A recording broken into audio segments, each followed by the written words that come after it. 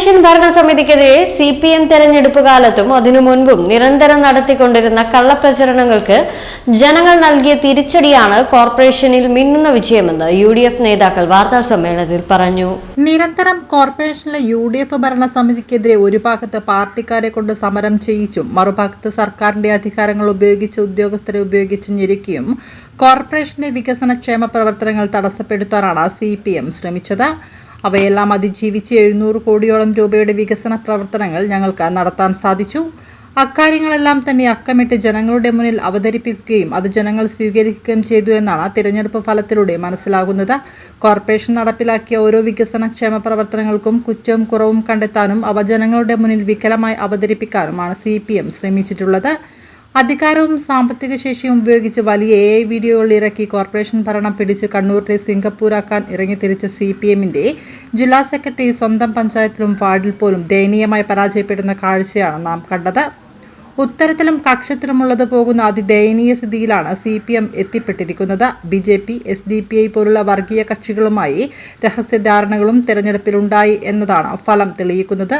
Sitting seat ഉൾപ്പെടെ പല സീറ്റുകളിലേക്കും 3ാം സ്ഥാനത്തേക്ക് പോകുന്ന അവസ്ഥയും തിരഞ്ഞെടുപ്പിലുണ്ടായി. CPM പാർട്ടി ഗ്രാമങ്ങൾ എന്ന് വിശേഷിപ്പിക്കുന്ന വാർഡുകളിൽ പോലും അതിദയനീയമായ പരാജയമാണ് ഉണ്ടായത്. പ്രചണ്ഡമായി നിരന്തരമായ പ്രചരണം, പ്രത്യേകിച്ച് ഭരണസമിതിയുടെ പ്രവർത്തനങ്ങളെ അതിലിടപെടുകയും നിരീക്ഷിക്കുകയും ചെയ്യുന്നത് കോർപ്പറേഷൻ കൗൺസിലിലെ അംഗങ്ങളാണ്. എന്നാൽ കോർപ്പറേഷൻ കൗൺസിലിലെ അംഗങ്ങളായിട്ടുള്ള ആളുകൾ, അത് CPMന്റെ ജില്ലാ സെക്രട്ടേറിയറ്റ് അംഗമായിട്ടുള്ള സുകന്യ ടീച്ചറാണ് പാർട്ടി നേതാവ്. അവരുൾപ്പെടെയുള്ള ആളുകൾ അത്തരം ആരോപണങ്ങൾ ഭരണസമിതിക്കെതിരെ ഉന്നയിച്ചിട്ടില്ല. എന്നാൽ CPMന്റെ ജില്ലാ സെക്രട്ടറിയുടെ തന്നെ നേതൃത്വത്തിൽ കോർപ്പറേഷൻ ഭരണസമിതിക്കെതിരെ കുറേ മുമ്പ് തന്നെ ഞങ്ങളിത് എങ്ങനെയെങ്കിലും പിടിച്ചെടുക്കും എന്ന വാശിയോടുകൂടി നട്ടാൽ നടക്കാത്ത നുണകൾ പ്രചരിപ്പിച്ചാണ് ഭരണസമിതിക്കെതിരെ സമരത്തിനും അതുപോലെ തന്നെ പ്രചരണത്തിനും കോപ്പ് കൂട്ടിയത്.